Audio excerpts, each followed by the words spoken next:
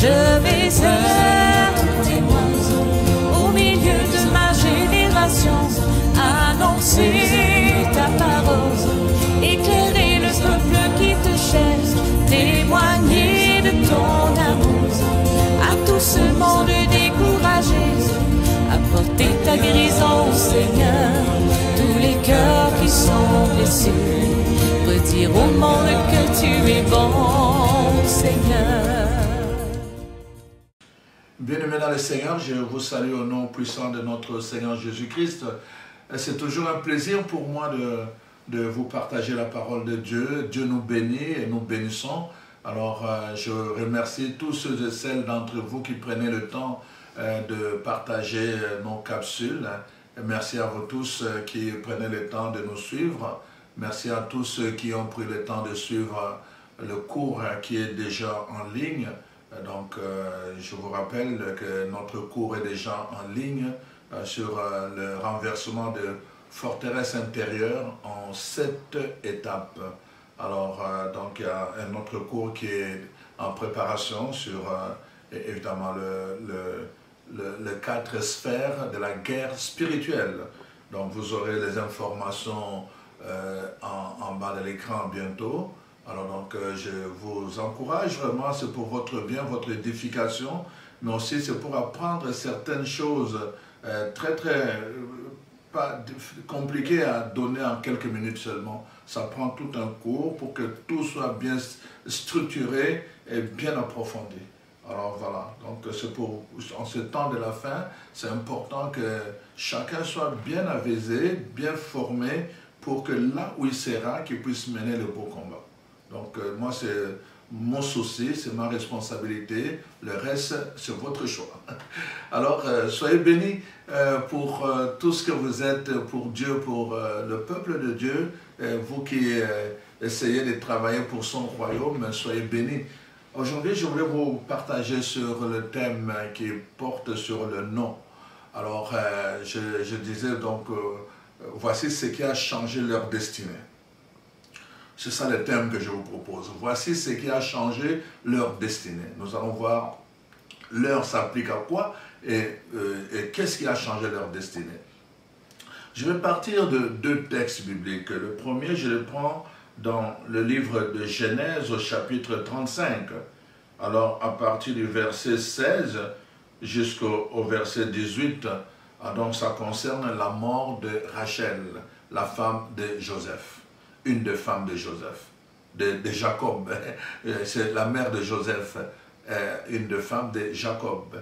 Alors donc, voici, ils partirent donc de Bethel et il y avait encore une certaine distance jusqu'à Ephrata. Lorsque Rachel accoucha, elle eut un accouchement pénible. Et pendant les douleurs de l'enfantement, la sage-femme lui dit, « Ne crains point, car tu as encore un fils. » Alors, et comme elle allait rendre l'âme, car elle était mourante, alors elle lui donna le nom de Ben-Oni. La servante alla rapporter à Jacob, et quand Jacob arriva, alors il se précipita de l'appeler Ben-Amin, Benjamin en français. Rachel mourut et elle fut enterrée sur le chemin de l'Ephrata. Alors donc, ça c'est le premier texte. Donc, je reprends. Donc, Rachel est dans la douleur de l'enfantement. Ils sont en chemin. Ils sont en train de partir de Bethel vers Ephrata. Et en chemin, elle a la douleur de l'enfantement. Et là, vraiment, c'est un enfantement très difficile. Et finalement, les sages-femmes l'encouragent pour lui dire, écoute, courage, tu as un fils, tu vas donner naissance à un fils. C'est encore un garçon. Le premier s'appelait Joseph. Alors, celui-là, c'est un autre qui arrive. Alors, voilà que, donc, rappelez-vous que pendant ce temps, Joseph a été enlevé. Donc Rachel est restée avec cette douleur-là, son fils a été enlevé. Et voilà donc, pendant l'accouchement, donc, elle savait qu'il est en train de mourir. Alors elle lui donne un nom de Ben-Oni que nous allons découvrir tout à l'heure. Et on nous dit que quand Jacob est arrivé, les servants lui disent que voilà, Rachel vient de mourir. Elle a donné à l'enfant qui est là, le nom de Ben-Oni. Alors Jacob dit non, on ne va pas l'appeler comme ça Ben-Oni, on va l'appeler Ben-Amin, Benjamin. Ça c'est le premier texte. Je vais prendre maintenant le deuxième texte. Il y en a plusieurs, mais je prends d'abord ceux-là. Le deuxième texte se trouve dans 1 Chronique, chapitre 4, à partir du verset 9 jusqu'au verset 10. Alors voilà, c'est l'histoire de Jabet, que vous connaissez. Alors Jabet était plus considéré que ce frère. Sa mère lui avait donné le nom de Jabet en disant « c'est parce que je l'ai enfanté avec douleur ». Jabet invoqua le nom de Dieu d'Israël en disant « si tu me bénis et que tu étends mes limites, si ta main est avec moi, et si tu me préserves de malheur, en sorte que je ne sois pas dans la souffrance, alors, donc, il demande à Dieu, et Dieu lui accorda ce qu'il lui avait demandé. Alors, je commence mon message d'abord avec ces deux textes. Nous voyons dans les deux textes qu'il est question de deux femmes. Deux femmes d'abord, deux femmes qui ont accouché dans la douleur. Et à cause de la douleur, ils ont donné un nom. Mais un nom qui portait la souffrance, un nom qui portait le malheur, un nom qui portait la malédiction. Donc on voit Rachel dans sa souffrance, on lui dit que voilà, courage, tu as enfanté un autre fils. Au lieu de se réjouir, mais comme elle savait qu'elle était en train de mourir, elle s'est dit à elle-même, c'est à cause de toi que je meurs. Et elle a maudit cet enfant avec le nom de Ben-Oni. Le fils donc comme on dirait un fils maudit, un fils de malédiction, parce que tu as entraîné ma mort. Donc l'enfant allait porter toute sa vie un nom qui allait attirer à lui la malédiction. Heureusement, la parole de Dieu nous dit que Jacob, en arrivant, et quand il a compris cela, il dit non, on ne va pas l'appeler par ce nom. Il a tout de suite changé son nom. Elle dit non, on l'appellera Ben-Amin, qui est traduit en français Benjamin. Ben-Amin, le fils de ma droite. La droite, c'était la main de la bénédiction. Voyez-vous? Donc, il change de la malédiction à la bénédiction. Dans le deuxième texte, il s'agit de quelqu'un qui porte déjà un nom de souffrance, Jabet.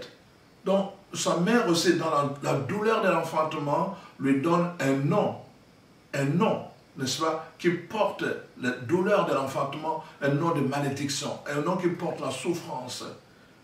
Et Jabet prend conscience de cela. Il va aller prier Dieu, le Dieu d'Israël, pour lui demander s'il peut corriger, n'est-ce pas, la destinée qui est cachée derrière son nom. Dans le nom, il y a une destinée. C'est ça que je veux que vous puissiez découvrir. Il y a une destinée qui est cachée derrière le nom. Alors c'est pour cela que, voyez-vous, Jabet demande, dans le premier texte, c'est le père qui change de nom, parce qu'il comprend que dans le nom, il y a une destinée, et dans le deuxième texte, c'est Jabet lui-même. C'est lui qui portait la souffrance, et il demande à Dieu, n'est-ce pas, de changer plutôt la destinée, parce qu'il ne pouvait pas changer de nom. Alors tu vois, il fait allusion au malheur, donc tu écartes de moi le malheur et la souffrance qui était rattachée au nom à cause de la douleur de l'enfantement. Je voulais vous parler de cela, le nom. Aujourd'hui, vous savez, nous assistons à quelque chose, même les enfants de Dieu, et ils suivent la beauté du nom, simplement parce que ça sonne bien, mais ils ne réalisent pas que derrière le nom, il y a une destinée. Il y a une destinée. Si tu portes un nom, vérifie. Il y a des noms comme ça, on a donné aux gens, et que parfois c'est beau. Le nom de Diane, c'est beau, mais Diane, c'était une divinité païenne qui était très méchante aussi. Donc, on voit ça, mais on peut demander. C'est très important. On peut prendre d'autres noms, mais parfois, du point de vue de la beauté, ça sonne bien, mais le malheur que ça porte, la destinée que ça va porter à cause de ce nom-là. Voyez-vous, c'est très très important. Nous ne faisons pas attention. Moi, quand j'ai grandi avec... donc, il y avait un jeune qui grandissait dans notre génération. Et quand il lui est né, ses parents lui avaient donné le nom de Mukusa. Mukusa, dans ma langue, signifie châtiment. Donc, quelqu'un qui se gratte, on va dire qu'il a le Mukusa. Voyez-vous? Donc, vraiment, il est en train de se gratter de châtiment comme ça. Alors, donc, tout le temps. Mais cet enfant, je vous dis, en grandissant, il a été un porte-malheur pour ses parents. Il avait tout le temps de problèmes, tout le temps de problèmes. Il était pris, il y avait des gens qui avaient fait ceci, il était là-dedans, et ses parents étaient tout le temps en train d'aller dans des jugements, dans des tribunaux, tout le temps pour régler le compte de leur enfant. Effectivement, il les a chatouillés.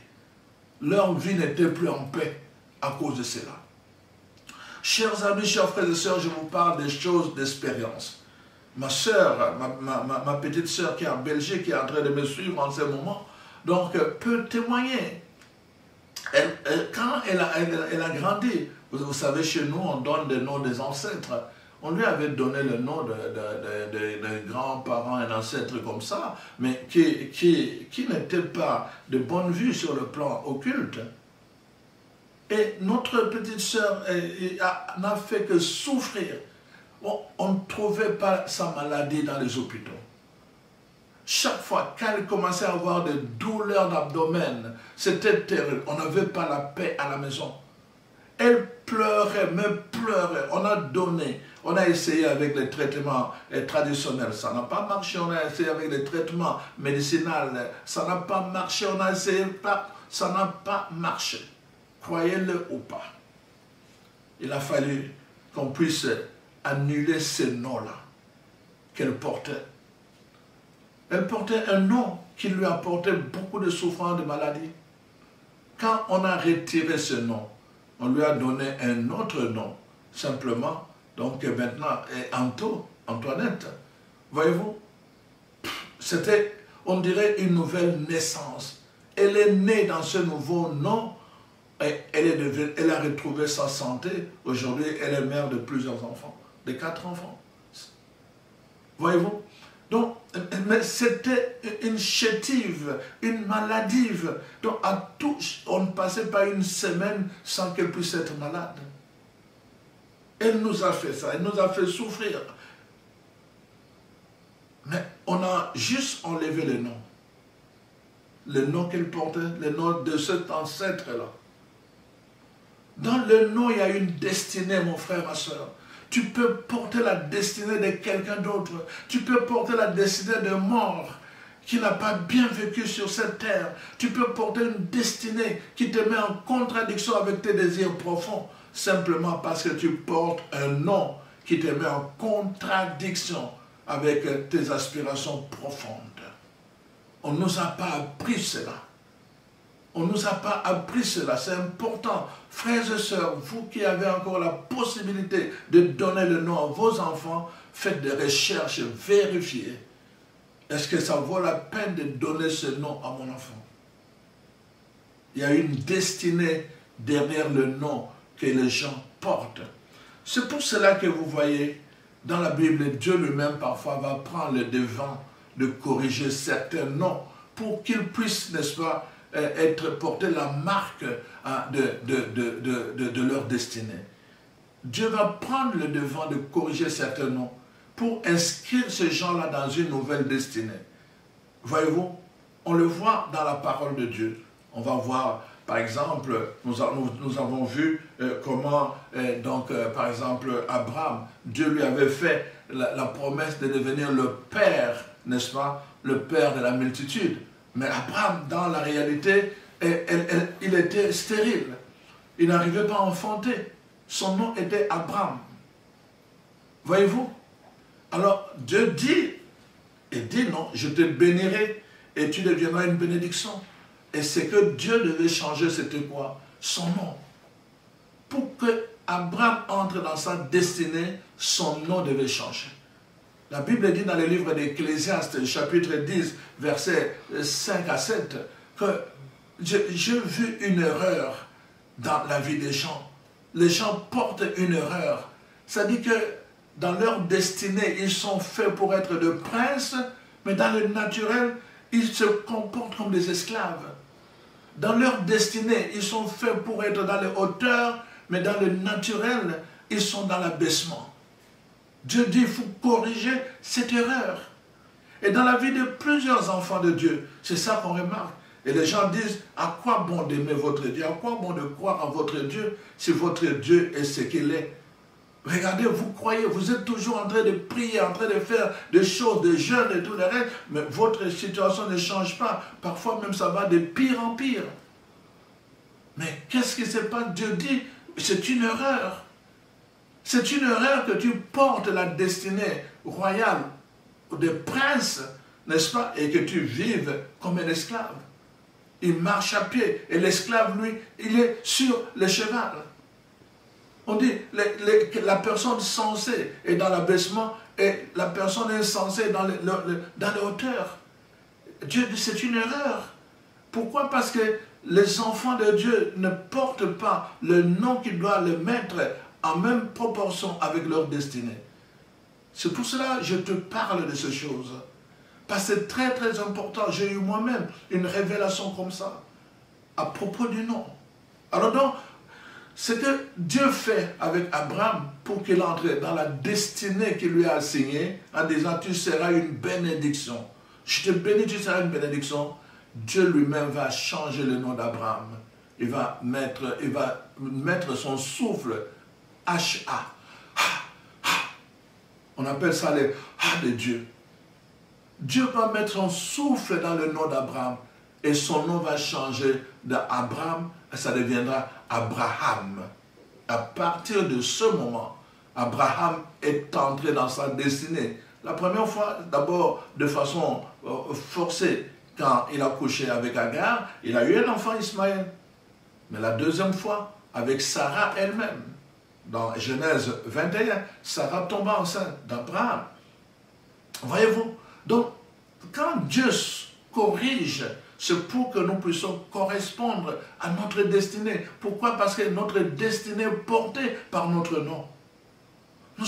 C'est dommage de voir, vous allez voir des gens, parfois on l'appelle bénédicte, mais dans toute sa vie c'est malédiction. Tu vas voir quelqu'un qui porte le nom pacifique, mais toute sa vie c'est un trouble fait. Il y a des gens qui vivent en contradiction comme ça. Tu vas voir des gens qui s'appellent Dieudonné, mais toute sa vie c'est un voleur. Des gens comme ça. Quelqu'un qui porte le nom d'Esther, qui est une étoile, mais toute sa vie, il est nul, nul. Il y a des gens comme ça, voyez-vous. Ils portent un nom, par exemple, Sylvestre, mais dans la vie, il n'est absolument rien. Voyez-vous, c'est ça le problème que les enfants de Dieu ont. Si vous ne demandez pas comme Jabez, n'est-ce pas, que le Seigneur puisse corriger l'erreur qui est dans votre nom, vous allez voir que vous n'allez pas entrer dans votre destinée. Vous aurez un problème.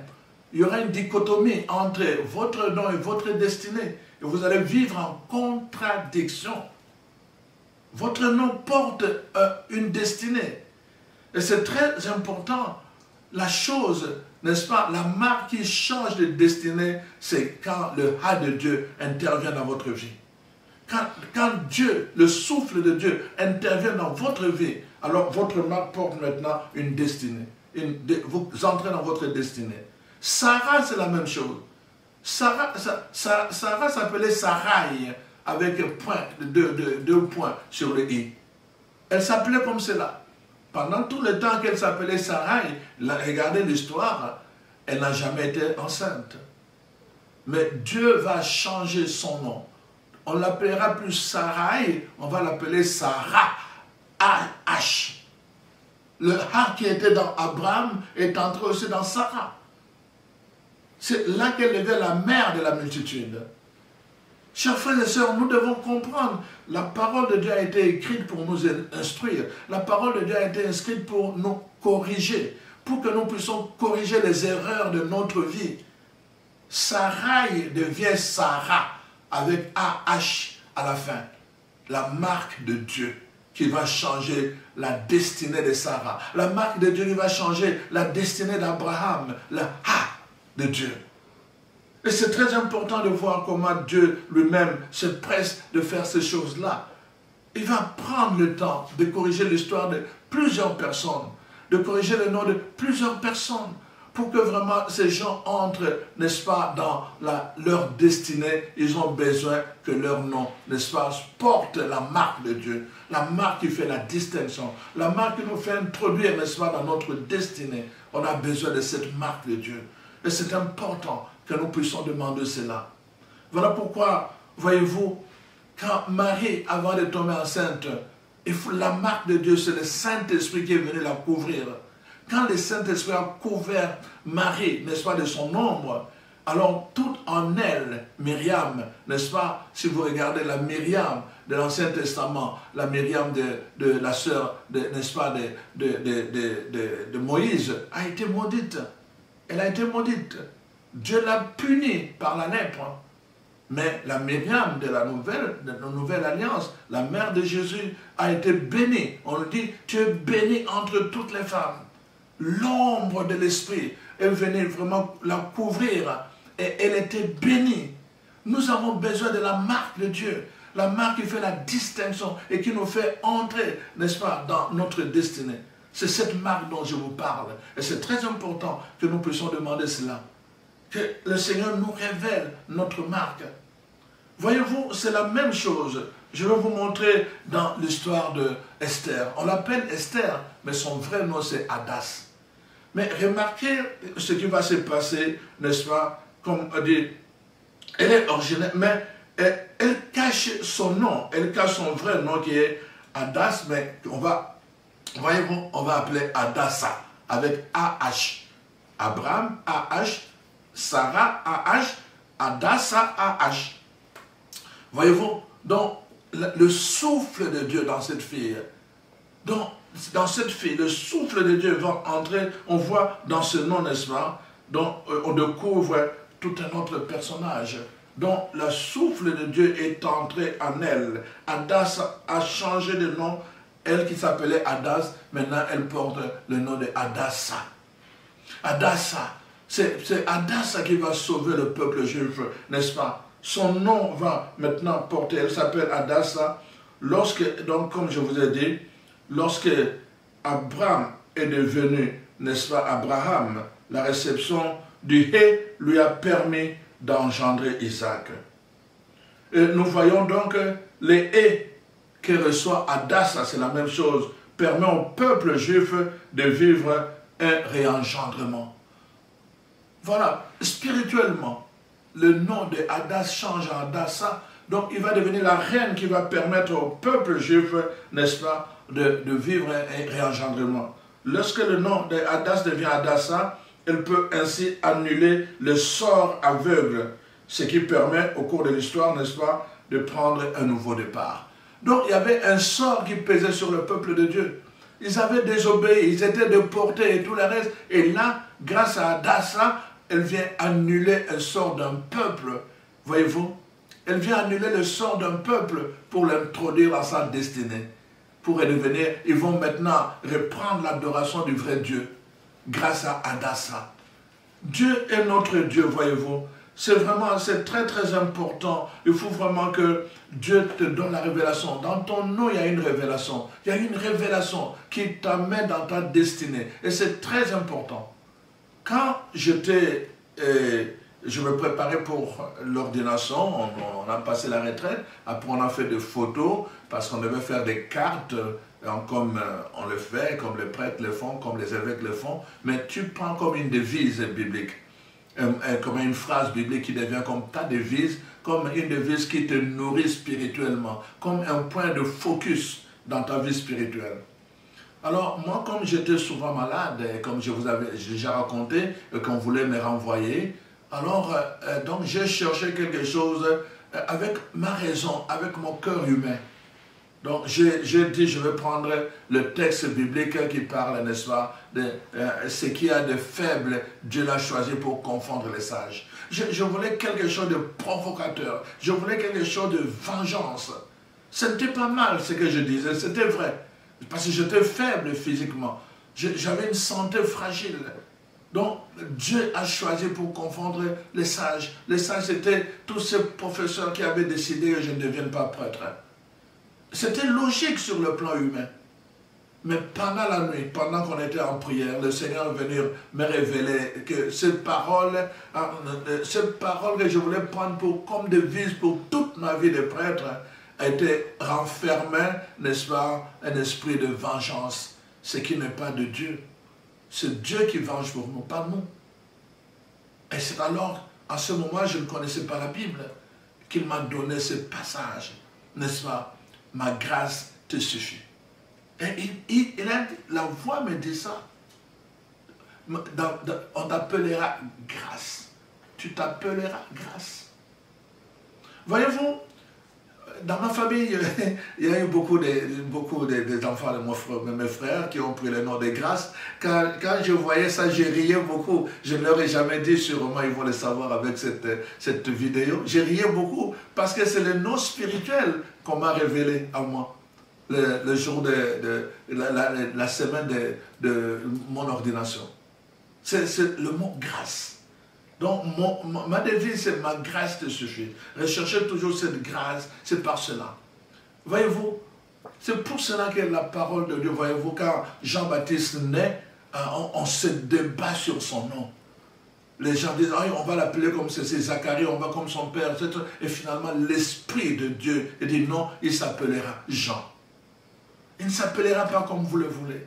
C'est pour cela que quand Jésus naît, le nom est donné, pas par les hommes, le nom est donné par le ciel.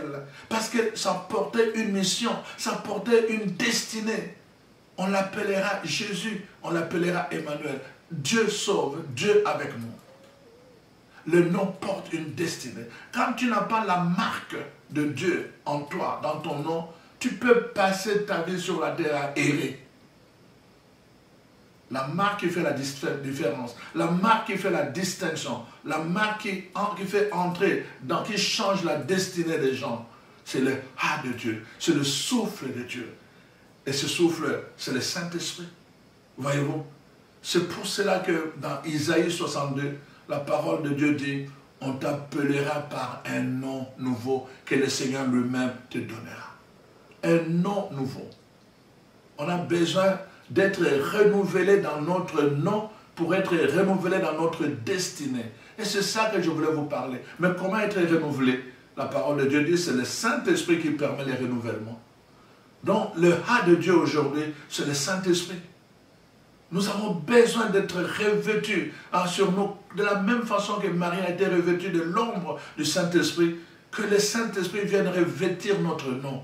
Et qu'il puisse changer tout ce qui est, toutes les traces de malédiction qui est passée par le sang, par la chair et par la volonté humaine, comme il est dit dans Jean 1,12, que le Saint-Esprit vienne changer cela pour que notre nom puisse être fécond et qu'il puisse porter notre destinée. Nous pouvons rester avec le même nom, l'ancien nom, mais Dieu, dans sa puissance, il peut changer, c'est-à-dire venir mettre sa puissance dans un nom ancien et ce qui était mort devient vivant. Dieu seul peut le faire parce qu'il a la puissance de le faire. Alors je t'ai pris mon frère, ma soeur, là où tu es. Mets-toi à genoux et prie Dieu. Vraiment que le Seigneur, l'œuvre de la croix sur laquelle Jésus a déchiré toutes les ordonnances qui nous condamnaient. Tous les noms qui étaient condamnés, tous les noms qui étaient condamnés et qui portaient la marque de la malédiction, qui te mettaient en opposition avec ta destinée, que par la puissance de la croix de Jésus, que tout cela soit annulé. Car il est écrit, il les a déchirés sur la croix et il les a cloués. Il les a cloués, que tout cela soit cloué, que tout cela soit cloué à la croix de Jésus pour que toi, tu puisses entrer dans la nouvelle, dans ta destinée. Que le sang de Jésus qui a coulé sur la croix puisse assainir ton nom, que ça puisse assainir ton sang et que ça puisse assainir tout l'héritage que tu as reçu de tes parents, du côté paternel et maternel, quel que soit le nom que tu as porté jusqu'à ce jour, que le Dieu d'Abraham, d'Isaac et de Jacob souffle son « Ha » sur toi et que son « Ha » pénètre ton nom pour que ton nom porte une nouvelle destinée, que Dieu lui-même puisse sceller cela dans le ciel comme nous le scellons ici sur la terre, au nom de Jésus. Amen. Et à la prochaine.